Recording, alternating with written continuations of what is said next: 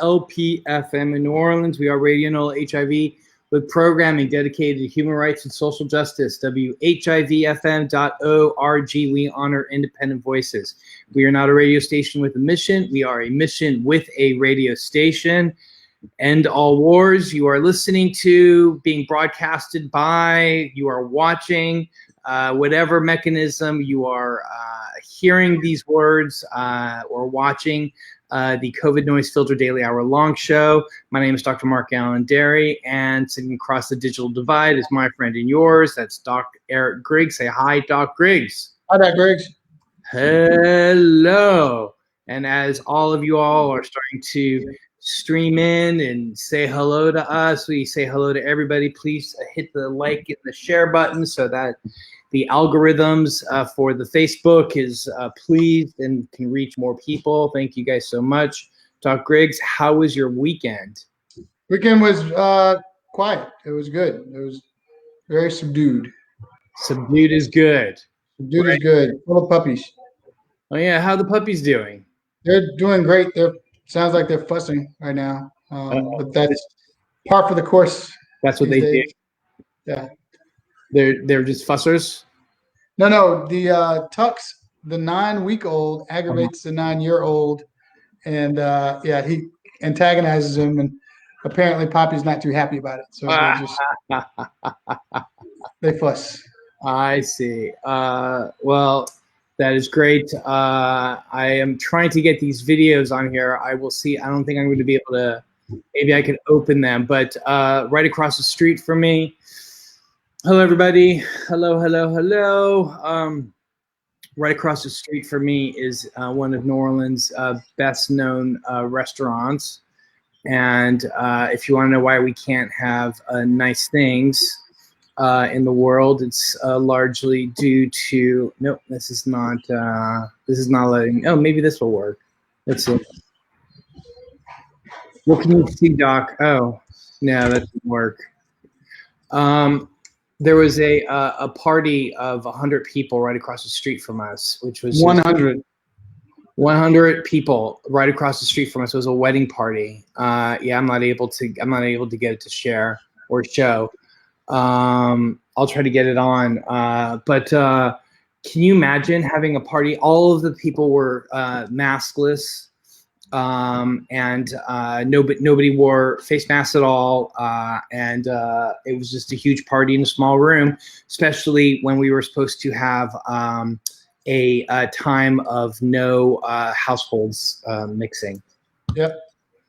So this is Tommy's Cuisine, and again, I wish I could show the videos right now. I can't get the videos locked on in a way that they will accept, or no, this thing is supposed to play movies. It has a site here that says play local video.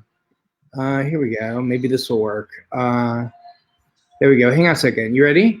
Yeah, let's do it. All right. This is what Saturday night at 11:15.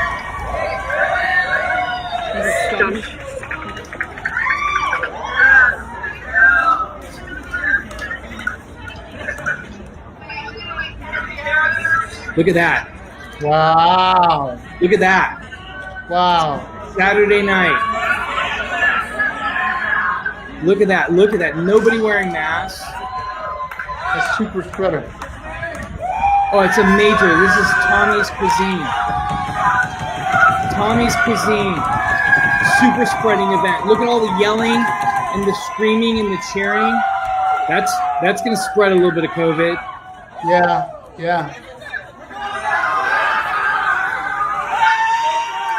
Look at that. Look at all that yelling and screaming.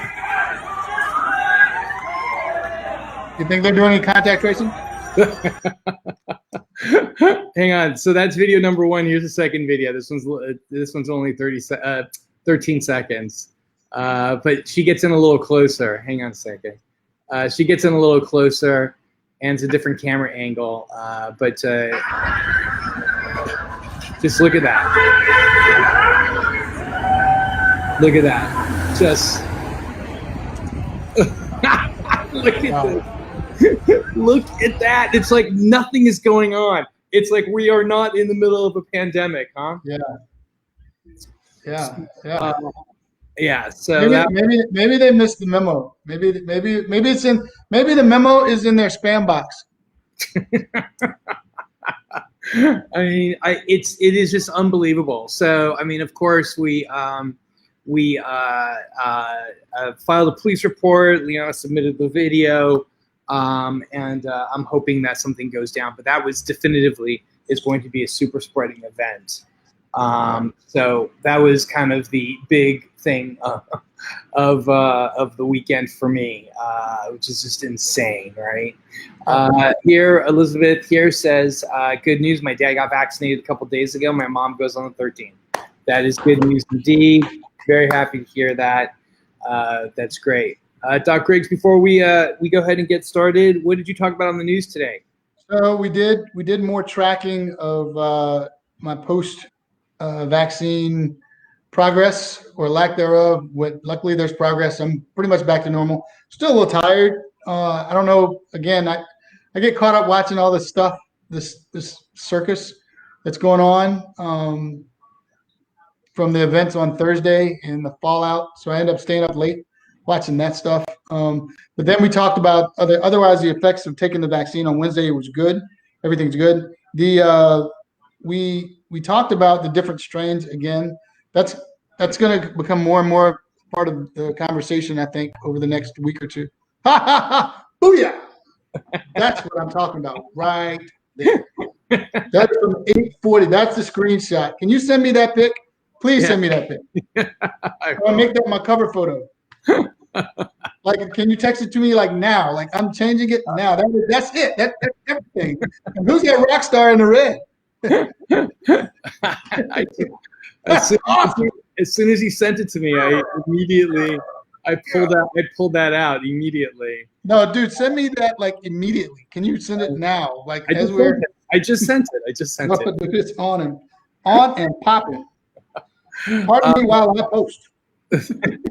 So what did you guys talk about? You guys talked about that then, or your? Yeah, we talked about just the different strains and how the strains could potentially. These different strains. Apparently, there's a story out there saying that it can cause a bunch of false negatives with the testing, and I'm like, well, that would depend on how narrow the focus was of the tests. If there are tests that are looking for a specific foci that have mutated out, then it could come up with a false negative. But for the most part, most of the tests are broad enough that they still pick it up. Yeah, absolutely. Absolutely. And I read a lot over the weekend about the variants, and it is looking like that 50142, that E484K variant. Is looking a little threatening. It is a little scary. This is the organism or the variant that's out of South Africa. Why is it scary? Why is it scary? There's two reasons why it's scary. Well, the main reason why it's scary is that one, it like the UK strain. Remember, they both got to the end mutation the same way. The genotype. There's only so many phenotypes that you can have, right? Phenotype means the way that you physically look. Like the way you look, there's only certain ways, right? Yeah, you could have lots of a genetic reassortment, but it's only going to have a certain phenotype that's going to, So in other words, there's a million ways to get to grandma's house, right? That's essentially the analogy. And both the UK strain and the South African strain. And we don't know much about the Nigerian strain, but the UK strain and the South Africa strain both ended up with the same phenotypic mutation. In other words, on the outside, on the spike, on the ball of the spike, there's an area of it that makes it easier to get into the cell. It makes it easier. The binding with the ACE2 receptor is much stronger. Now that's okay. So that's one thing. So it makes it more infectious, and that's an issue. But here's a bigger. That's scary. Yeah. Scary one. Now I want you to. Now I need you to look, okay? Because this is. I need you to look. So now let's say the spike protein looks like this. Mm-hmm. The 484K, this South African strain Let's say, and then so the antibodies are formed so that Around it looks like a shape like this. Okay. Yeah. Okay. Now the 484 version, let's say that it looks like this now. The spike protein looks like this. Different. Yeah. So the antibodies aren't used to doing that, right? Right. So it only is able, so this change in conformation is so significant that it only a tenth of it reduces antibody stimulation by a factor of 10. In other words, yeah. So in other words, let's say you were to. So you get a tenth of the response. That's it, basically. Whereas you'd have 100 soldiers if you had one of these guys coming out, and there would be 100 coming out because, hey, we recognize you. 100 guys would come and be like this. Well, coming in like this, that doesn't really look like him, so you'd only have 10. So it's weakening the antibody response. That's scary. That is so. Whoa. But what we don't know is for people who generate an immune response with a vaccine. We know this is the case for people who generate natural immunity. In other words, that they were actually vaccinated. But we don't know what it looks like for people who have been vaccinated people who've been vaccinated. In other words, when your immune system is natural, you have natural immunity from an infection, this conformation, and again, guys, I'm making this conformation up. I'm just using this illustratively to show you as an example. The antibodies don't recognize it. And so it decreases antibody stimulation. It reduces stimulation of antibodies or efficacy of antibodies by a factor of 10. So just like Dr. Griggs was going to say, if you had 100 antibodies going out to fight, now you're going to only have 10. Yeah, so what concerns me as far as the artificial immunity or the vaccine would be that if we took the messenger RNA approach and the messenger RNA only encoded for this and not this, we could have the same problem. And I guess that's what you're saying. We don't know, but it would just be natural to think that the vaccine might not work. Even though I did read yesterday, it was based on a study done here. Was it Texas, Tennessee? I don't know. It was a study done here saying that the Pfizer vaccine would provide protection for all variants. I'll send you that. Right. I think it was pre-print, but I'll send it to you. But that if it's directly a change in the spike, I don't know if that's true. Well, I don't think that they can say that. I think that when it comes to the UK variant, I think that it's universally understood that yes, that there is going to be some improvement, that the vaccine will work with UK. I don't think that we know with South Africa with the E484K variant. That's a big question mark. I'm not saying it will. I'm not saying it won't, but it's a big question mark right now. If you don't mind, while we're going over slides, let me look up that study. Just send it to you. Okay. I think I just read it yesterday, but I'm still engaged. Just letting you know I'm still engaged. You got that actually that's potentially scary for a number of reasons. Explain. If you're only getting a tenth of your normal antibody response,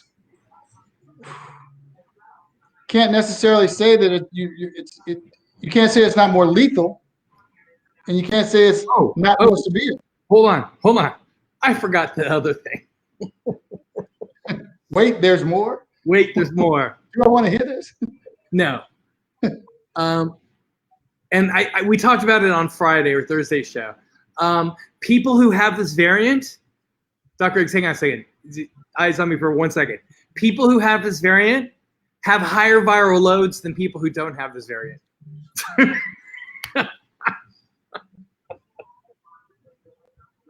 So you've got a higher viral load. First of all, you're more transmissible.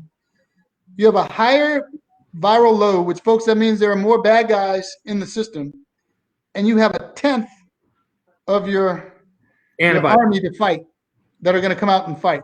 That's what it looks like right now. Now, remember, viral loads also predict symptom severity. Yes, they do. So this could be, and I don't want to sound alarmist, and we have to wait. And this is not one of those times where I say, "Hear me today, quote me tomorrow." Not at all. This is me completely speculating.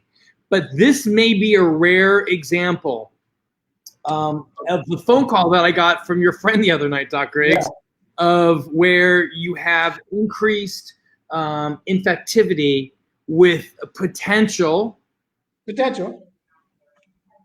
increase in severity. And we don't know if the vaccine may work. Now, this is all very speculative and all very, very early. I hope I'm wrong on this. I hope that, but the when you look at the data, these are some logical conclusions, or at least these are some logical questions to ask. In no way am I making any definitive statements, but and again, I hope to come on air in a week or 2 weeks or in a month or maybe tomorrow and say, "Whew, we dodged we dodged one," but sorry. But yeah, so that's what that South Africa one can potentially be. So yeah, I got heartburn now. Yeah. Did you still have that bottle of Malox I got for you? I do have the Malox, man. I might need to go get it. That one concerns me. Yeah. So especially, folks, what he's saying is that potentially this could be more infectious, obviously, and that's what we knew. That it would be more infectious, binding to the cells, our cells, so it would infect more people. What the UK version we knew is that it was not. There was no increase in severity or lethality. So it just made it more dangerous because more people would get it, and we could overwhelm the system, and it could do more damage on the order of what we're doing now. If it's more severe and lethal, that's a whole nother host of issues, but we won't even put those in the universe right now. So Happy Monday. I put it. I also put it. Is that the South African? Yeah. I put in the chat box. I put it in there. If you guys want to look it up on your own, it's the E484K South African variant. Nature, I think on Friday or Saturday, did a really nice review of it, and it's a little techie. But if you go to the last third of the article, they go into some detail about 484K. So you'll be able to get some of that information there if you're interested. But that's the South African strain. It is brutal, and it is more lethal, and it is of concern, and something I think that we should all be concerned about. So, at least something to watch. The one thing that we definitely need to be continually concerned about is the fact that people still have parties, and they're still right across the street from us, creating a super spreading event. So I just want to say, you want to know why we don't have Mardi Gras this year? You want to know why we can't have nice things? It's because of people that continue to flaunt. We actually had dinner plans to sit outside, eat outside. This would have been the third time maybe that we'd gone to a restaurant, but we had dinner plans with some colleagues and another couple. And the plan was to sit in a big patio outdoors and have dinner. But then after the guidelines were written that says that there's no mixing of households, we totally canceled out. And we stayed in on Saturday night. And while we stayed in on Saturday night, there's a 100-person party happening right across the street from us. And I agree that they were probably mostly from out of town. 100% agree. But it is going to be a super spreading event. Did you hear that we have our first congresswoman who tested positive for coronavirus after having to hide for 2.5 hours during the riot with other lawmakers that refused to wear masks? Did you hear about that? No, I didn't hear that part. Jeez. Yeah, so there was a bunch. So that itself is going to be a super spreading event as well, because you had a bunch of lawmakers that refused to wear masks that were clustered in closed places with people who were apparently yelling at them to wear masks, and apparently there was a lot of words and emotions that were exchanged. Yeah, a lot of words and emotions. That was probably your best euphemism of the year so far. What's that? A lot of words exchanged. Yeah, that's a great way to put it. I think, what did I say? Slow adopters. Yeah, that was good today. That's What good. was it? You said slow-witted doctors? No, slow adopters. We were talking about Mississippi and Alabama on Friday. I said why they were behind in vaccinations. I said, they've been traditionally slow adopters and blah, blah, blah, blah. Yeah, that was yes, I remember you saying that. You used it on the news today? No, no. Oh, yeah. I'm equating that to you saying there were a lot of words exchanged. Very colorful words, I'm sure. Matter of fact, I don't know if you know, but this is just a tangential rabbit hole smile. Funny, not funny, but yes, funny. Nickelodeon showed the playoff game yesterday. Oh, that's right. I heard about that. Yeah, and it was great. They added the visual effects, and Coach Payton got slimed, but kids got introduced to their first F-bomb on air. Someone was hot mic'd. And realized the dude, he had 84 Nickelodeon and they called the foul against the guy wearing 85. He was like, what the F? They totally missed it. I thought missed the opportunity for the teachable moment. Sometimes there's bad words. I thought it was an unfair call because he tossed the ref a football. Yeah, he did. Right. And they thought that they were tossing it to they thought that they were tossing to his teammate. I thought that was funny. But I will say this: I'm a little concerned that kids are being introduced to football. I think that they're going to that route because football is becoming less and less popular amongst young people. So I find during this pandemic where they're not playing. I like the fact that they're introducing kids to the concept. Our timing where everything is just horrible. Yeah, and in fact, I don't know how else to put it, but it's just horrible. It's just before we get started with the slides, I wanted to get your take on what's going on with the NBA. And they've now canceled 3 games, and why they are not playing in a bubble like they did last time. So they only had 6 sites across the country that are playing live games, the Pelicans being one of them. Actually, believe it or not, Friday, I did go to the Pelicans game in the suite.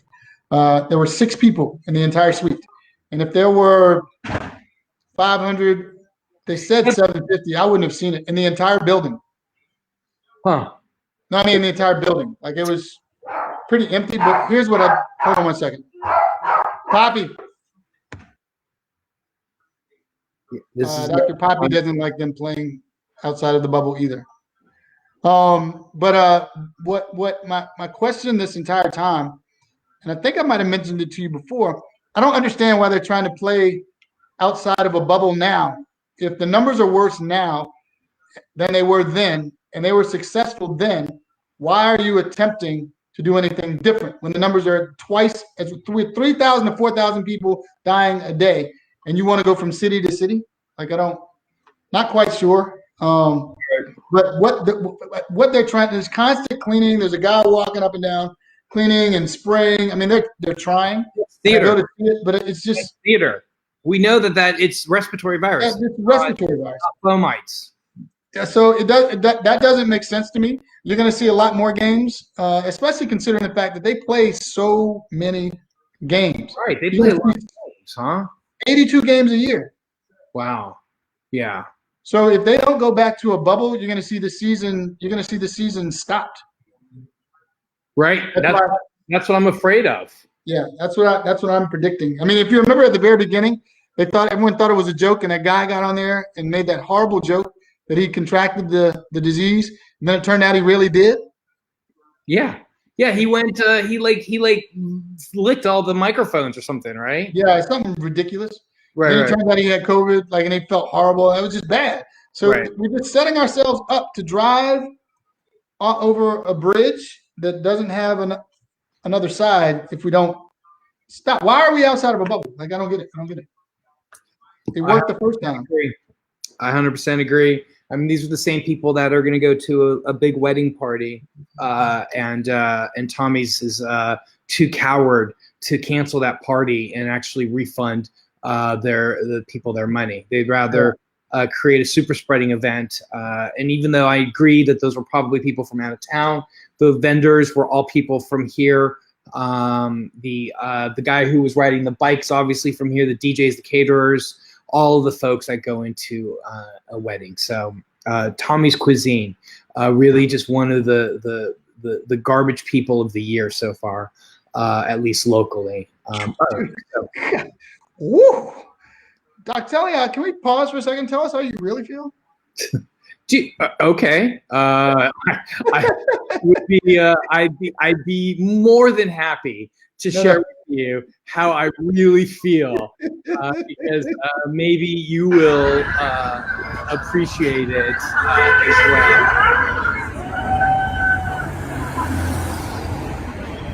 Tommy's Cuisine. Look at that. Look at that party. Woo! Woo, woo, woo! All right.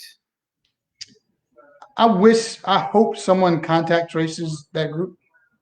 Yeah, well, I hope that some appropriate complaints are made. Let's put it that way. All right, dude, like I predicted to you, we would surpass 90 million cases over the weekend. We did. We are rapidly approaching a global 100 million cases, which would be crazy.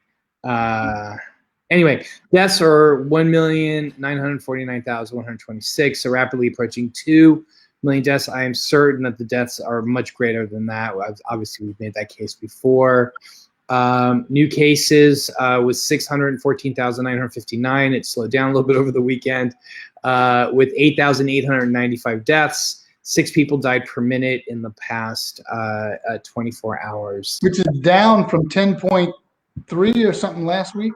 Yep, it was definitely a lot bigger. Here, cases have gone up by 30% now globally after this little dip. And you can see here's where we are, right around here. But over the weekend, we had we broke another record, surpassing 800,000 cases in one day. So we saw that on Friday, and then we saw it again on Saturday. Just stunning. And we kept talking about, remember this curve right here, Doc? You got this incline right here, right? Yep. Did you think that it could get steeper? Look at this. It's actually steeper. If it wasn't for this one here, it increased its inclineness. I'm my math terms are I'm at a loss for my math terms right now. The slope is a bit steeper. The angle is a little bit deeper. But even still, just like, wow, that is just an impressive growth. Posted a meme over the weekend that said that, when we told people that we wanted to flatten the curve, we should have specified on the x-axis.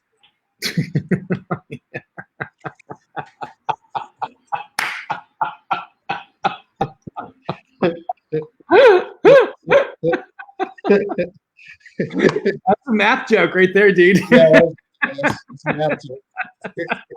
It's a math joke. We should have specified. I thought you were going to say we should have specified that it's going to take a long time. No. X-axis, not Y. I love this comment. What do you expect from a guy who stole all the recipes from Irene's when he broke from her? That's some NOLA gossip right there. Oh, at Tommy's right. Oh, she knows the tea. Yeah, I love it. Y'all knows the tea. Doc Griggs, that was funny. We meant the x-axis. Oh, that's totally made me smile. Thank you. Basically, guys, the S is hitting the fan. This is what we were talking about. And right now, it is not plateauing at all. Not at all. Give me 30%. This is going to go up. And then, of course, when cases go up, mortality goes up as well. Oh, Dr. Pop, hold on. Let me go get Poppy real quick. All right. And just to show you, right now, the mortality is going up significantly globally as well. So we are in that, when we talked about that dark winter that was coming, we're here. This is it. And you're going to probably hear me talk about that pretty much a lot moving forward. Again, looking at the number of cases, really, the US is at 22.5 million. It almost seems like India is stuck at 10.4 million. This number has not changed for a while. So I'm wondering if there's some issues with reporting data here. The next country is Brazil with 8.1 million. It's just unbelievable. Like, it is unbelievable that these countries all over the world are doing such a great job holding down their COVID. And again, this largely, I've talked about this, a number of times. We talk about this me society versus the we society. And in the me society, which is what the US is, we just care about me, where you have these other countries where the rate of change is so slow. Brazil, was at 5 million, and I remember when they, just the rate of change is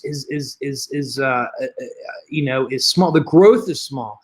India, the growth is small. Russia, we were at one point, we all had the same numbers, and just the US is just completely blown ahead. But I will say the UK is really adding cases, and this is a very, very scary thing, that the UK is adding as many cases as they have. And it's very scary because it portends to something. Now, this is definitely a hear me today, quote me tomorrow type thing.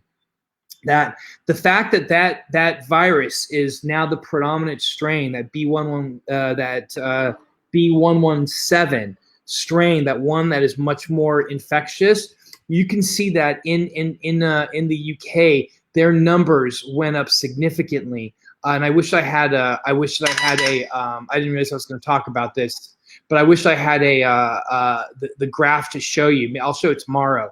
But it'll really show you how infectious that strain is. And if and when we see it here in the US, we will start to see numbers like that as well. So it is of great concern. Like, to the point they're like really freaking out, and for lack of a better term, in the UK, they're keeping it a very cool demeanor. But if you, in the readings, they're not handling this new strain well. Why? You mean just like people are freaking out, or just like they're not? Well, they're trying to keep it together, but nobody expects a surge in the middle of a surge. Just when you think you have a handle on it with multiple vaccines, something changes and your numbers start going up. Right. While your hospitals are already almost at capacity, if not at capacity. I mean, it's you start to sweat. Yeah, absolutely. You can see here the countries that are vaccinating the most. The U.S., Canada, then the big countries, Russia, China. So you are seeing that a large part of Europe is also doing a nice job vaccinating. The other thing too is this green is getting a little bit darker. It was a lot lighter on Friday. So that means that we're getting more and more people vaccinated. And I actually have some numbers to show you. Again, Israel, this number was like 13. It went up to 17. Now it's up to 21 per 100 people. So Israel's doing a great job vaccinating.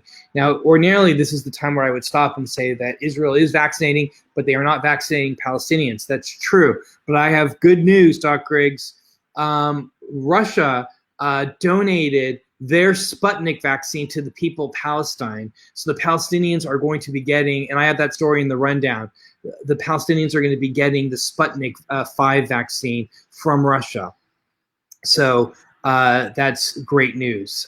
So that noise that you heard was an article from CNN that I sent you about Pfizer covering both. And I'd like your eyes to go over it, because I think it's kind of early to say that based on what you told me. Okay. All right. Well, let me finish this, and I'll let you talk, and then I'll continue. But in terms of vaccination, Israel right now is technically in the lead in terms of the world. You can see the U.S. is at 2.72 per 100. So we definitely need to we need 1 million vaccines a day. We'll get to it, but that's just where we need to be right now. The U.S. we're at 23 million cases. Number of deaths are 384,227. Number of cases from Sunday's 215,954. So it was a slow COVID day on Sunday. The number of deaths was 1,794. About one person died per minute in the past 24 hours. But this would almost make you think that we're at the beginning of a plateau, because we went from 4,000 people a day worldwide. We were at 10.3 people worldwide. We were at, what was it? How many? 3 or 4 per diagnosed per minute here, and now it's down to 1. I don't know. I don't know. So this is what it looks like. I mean, we're going up by 38%, and they did put a little beginning of a plateau. So maybe you're right, Doc Griggs. You can see this is a very, very, very steep incline right here. Just don't feel but right. They did, the computer did put a little line here representing this drop of 215,000. I thought for sure that we'd be breaking on Friday. I predicted that we'd be crashing through 300,000 cases now. That was what I predicted. So I'm happy when I'm wrong. I bear no joy in having to make these predictions, but I was happy when I woke up this morning and saw like I said, it was a slow COVID day yesterday, only 214,000 cases. But I will say this, that when you do look at the 7-day average, we were on Friday at 228,316.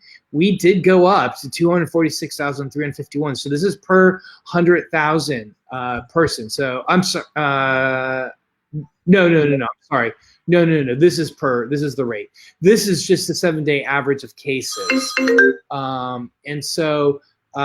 And here you can see the average daily rate per 100,000 is 74.1.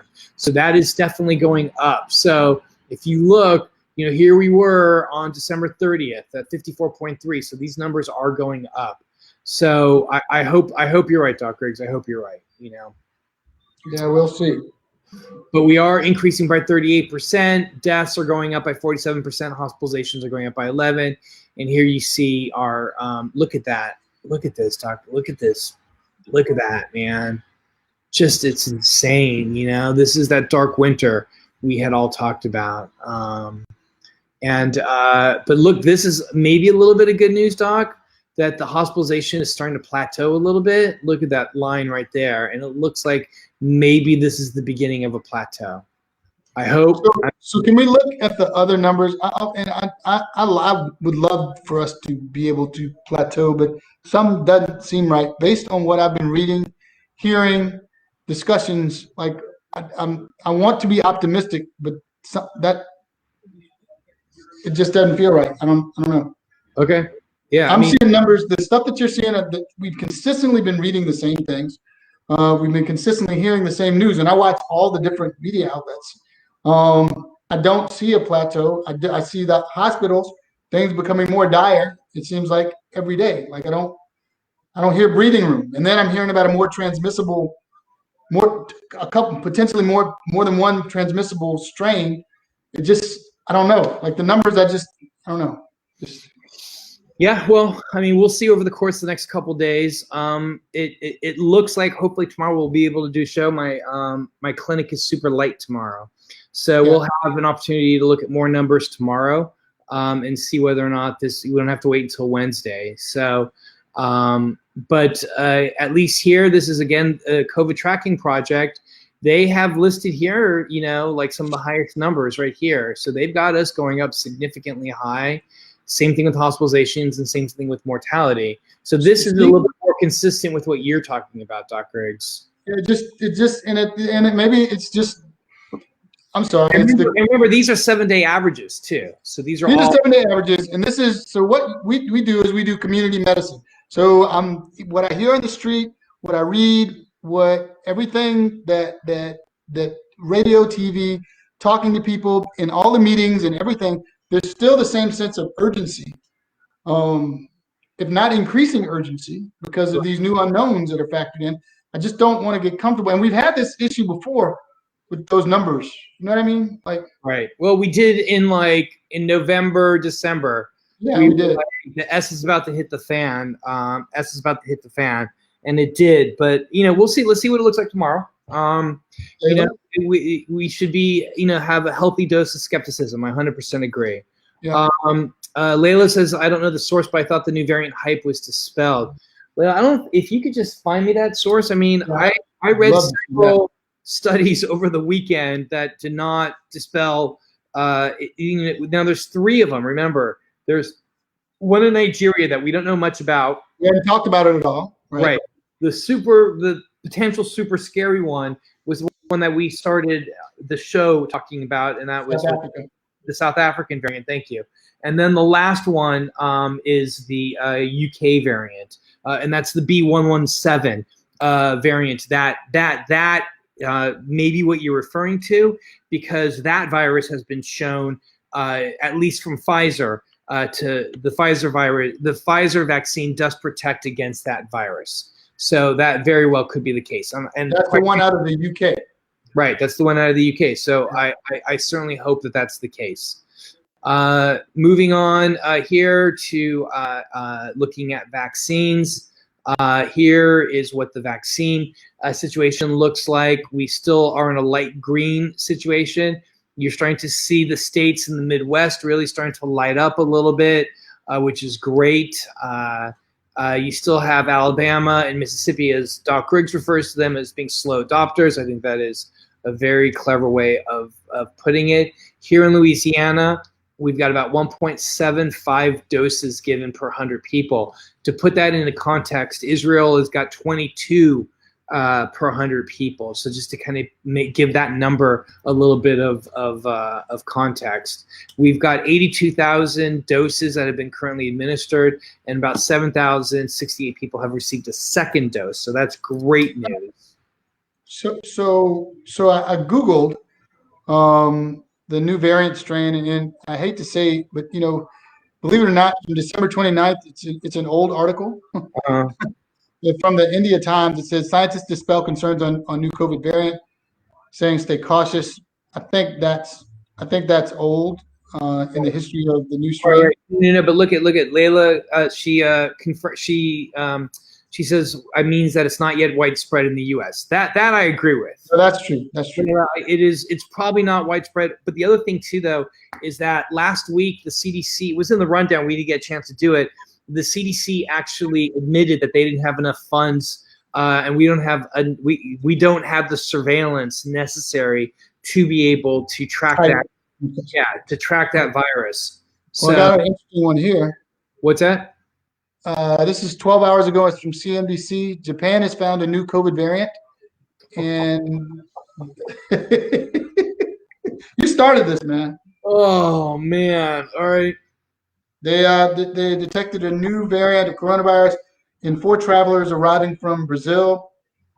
It shares some of the mutations with the ones of concern in the UK and South Africa. However, the information is limited on its genetic makeup. It's difficult to immediately determine and blah, blah, blah, how infectious it'll be. Let's just stay tuned. All right. Stay tuned. Here we go. Dude, you signed up for this. You signed up for this. And yeah, you got us all in now. So at that rate, Louisiana, how long are we thinking until it hits phase 3 vaccinations? You got me. I don't know. We're not sure. It's going to take a while. Right now, I heard somebody say, if we were to continue vaccinating at the rate we're doing it right now, it's going to take 10 years to vaccinate the whole country. Yeah, they said that last week. Yep. Yeah. That what we really need, again, is that we need to we need a million vaccines a day. And even if you do that at 330 million people, think about how long that's going to take. That's still going to take forever, right? Here, Layla says, yes, that's what I'm talking about. The White House committee released it early without the surveillance equipment. And my guess is since they released it Wednesday, it was to distract from the crumbling administration. Well, there you go. That's if you could send me that, Layla, that would be great. I'd appreciate it. Wait, the White House committee released what early? Oh, that they don't have the surveillance tools to be able to track the new virus. Yeah. All right, and certainly, as we mentioned too, that Joe Cantor, the Undersecretary for Department of Health here in Louisiana, said that as of last Saturday that there was no cases in Louisiana. Let me just pause real quickly and say thank you to our Ryan White Part F funders.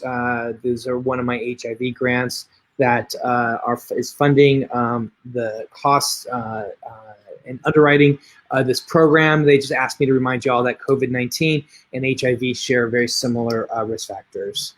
Looking at the state in particular, we are looking at 348,234 cases with 7,918 deaths. Much love and peace to all those families. Over the weekend, remember they're closed on Saturdays, so these are 2 days worth of numbers, 5,398 with 40 deaths. And what did it look like today? It was another really quite high number today, wasn't it?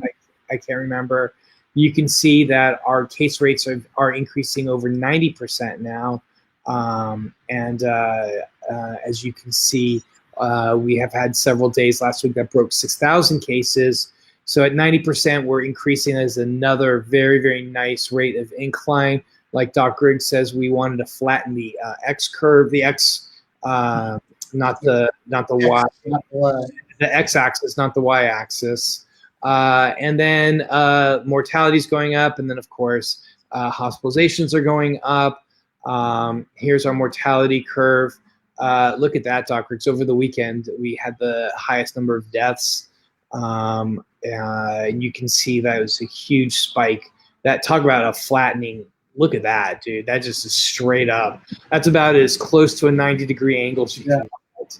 And then hospitalizations, looks like have spiked, and hopefully this is the beginning. Hopefully, this is the beginning of a plateau. We shall see. Looking specifically at Louisiana, the COVID tracking project have actually moved us from active or imminent outbreak here. They added a new darker red. So we are now in a severe outbreak. It's like venous blood versus arterial blood. Yep. Severe outbreak. Louisiana is currently experiencing a severe outbreak with 79.2 per 100,000 cases with an infection rate of 1.15, test positivity of 14.4. So last Friday we were at 70 per 100,000. So we went up a significant amount, almost 10 points. And just to show you what that looks like, this is the highest it's been ever since the pandemic started. So this says we have a lot of cases in Louisiana, and this is the highest it's ever been. Again, this is this is the y-axis flattening of a curve when we really want it to be on the x-axis. Yeah. So we've blown away through the first wave, we've blown past the second wave, and this third wave that we talked about was going to be dangerous. We were not kidding. Here it is. Looking at the R0, this is still continuing to move in an upward direction. And when we just look at the state as a whole, I mean, it's all dark red. And you can see in Orleans Parish, we're at 64 per 100,000. Now, remember, the state's at like 79? Yeah, 79 per 100,000. Just to put that into context. And here in Orleans Parish, we were about 250 cases a day. And there you have it. Our 64.2, again, this is different data. So yeah, 64.2, that's fair enough. They have us in the active or imminent outbreak. Our infection rate is over 1, it's 1.16, this is not good. Anything over 1 is exponential growth. Our test positivity rate is above 10%, so we are going to continue to remain closed, which is the right decision. Again, looking at the number of cases per 100,000, we don't quite peak out as we did at the beginning of the epidemic, and hopefully this is the peak and this is going to go down and trend downward. Our R0, our infection rate, maybe hopefully is plateauing a bit. So all of this to say is that things are just not better at all. Things are going to get worse. We talked about things getting worse before they get better, and this is just a great example of that. Real quickly, Miss Kim, who has a wonderful show on WHIV. Please check her out. She's on Fridays from 2 to 4. It's a show called Tree Shakers, and when it comes to shaking trees, she shakes trees. My 84-year-old neighbor can't even get in line to register to take the vaccine. How does one register and where? Doctor, you can answer that question, right? I do, but I'll answer it offline if I'm able to. There's a way to go about it. You have to get on. If you go to the state site where they have the listing of the pharmacies and the places that are administering the vaccines, you can go directly to those websites of those places, and there'll be a chat, and you can talk directly to someone that'll make your appointment for you. So at different sites across the right. city. So, Miss Kim, I just here, let me just show you what I just did, just to give you an idea, because I did it a moment ago. I just Googled Louisiana. I want to get a vaccine, a COVID vaccine, and it brought me to this site. So if you just type in Louisiana and COVID-19 vaccine, it takes you to vaccine information, and it shows you where. It says here to click here for vaccine locations. And then there was a link here about how to sign up. So I think that there is a link here. Doc Griggs, oh yeah, here you go, scheduling a COVID vaccine. So here's where you'd be able to do that. So the big news this morning, Doc Griggs, was that they increased the number of sites, right? And increased the number of doses. Yep. So what does that mean? Does that mean that we're going to be able to see more people over 70 get vaccinated? Yeah, because what they're finding, believe it or not, is a lot of places that had vaccines reserved for folks are chickening out, and not in a bad way. I don't mean people have their reservations and they want to wait. So once the bottle's open, as we know, we have to use the doses. So that's when they're giving it to people that are over the age of 70. So if someone puts you on a waiting list, it's not like a waiting list until next week, next month, next year. Don't be surprised if you get called to come in, because at the last minute, someone will be like, nah, which is understandable. We don't judge people for not doing it, but we need to use the doses that are available. So find out, get on the waiting list, and get as much detail as you possibly can. Thank you. So just to go through some, here we saw that Biden received a second vaccine today. That's good. We have outbreaks that are shifting all over the U.S. Washington has another problem. The coronavirus is surging in the Capitol. It is. We talked about that. We talked about how a congressperson was sheltering in place for 2.5 hours during the riots, and some of the lawmakers refused to wear masks. And so now we're going to start to see that turning into a super spreading event. Chicago reopens classrooms over strong objections from teachers about safety. I don't understand that. I don't understand. The Palestinian Authority authorizes the use of Russia's Sputnik V vaccine. That is such great news. And then Russia is altering its vaccine dosage to inoculate more people. I think we talked about that. So I just wanted, I had a ton of stories, but we don't have time to get to them, but I do want to get to this. Saying the Palestinian Authority has given emergency authorization for the Sputnik vaccine. The Russian Direct Investment Fund, which financed Sputnik, said the first batch of doses was expected to be delivered to Palestinians in February. Oh, man. The organization did not say how many doses would be sent. Palestinians in occupied West Bank and Gaza have not received any significant shipment of vaccines yet. Health workers would be inoculated first. It's not clear whether Sputnik shipment would be first to reach territories. Last week, the Palestinians hoped to receive 2 million doses of the AstraZeneca vaccine, but now they expect them in March. Palestinian Authority asked Israel in late December to provide up to 10,000 doses, but the Israelis turned down the request. God bless it. You know, it is hard as an American Jew to wrap my head around what's happening in Israel. It is so hard, you know, like Israel has said that vaccinating Palestinians was not their obligation or responsibility. My goodness. Have a heart, guys. My goodness. The Palestinian Authority's foreign minister and human rights group argue that international law obligates Israel to give doses to Palestinians living under occupation. Israeli officials have signals They may send doses to Palestinian Authority once their own vaccine campaign is complete. Israel has administered enough doses for 20% of its population, the highest proportion of any country, according to research, all worlds and data. I don't know. I can't even look at that anymore. I'm done. Doc Griggs, any final words? Hey man, it's gonna get better, but we just gotta fight through the bad. It's tough. Tough times, folks, but we can breathe, check, and step back. We're gonna get through it. We'll be good. We'll be good. We have Elvis in the building, folks. We're gonna be good. Bam, rockstar. You Okay, wanna, so yeah, you want to record?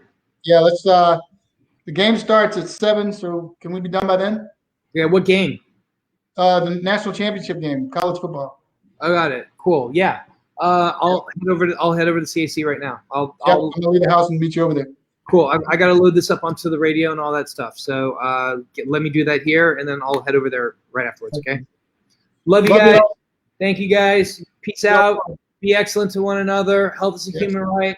Thank you guys so much for watching. We love you. And boycott Tommy's cuisine.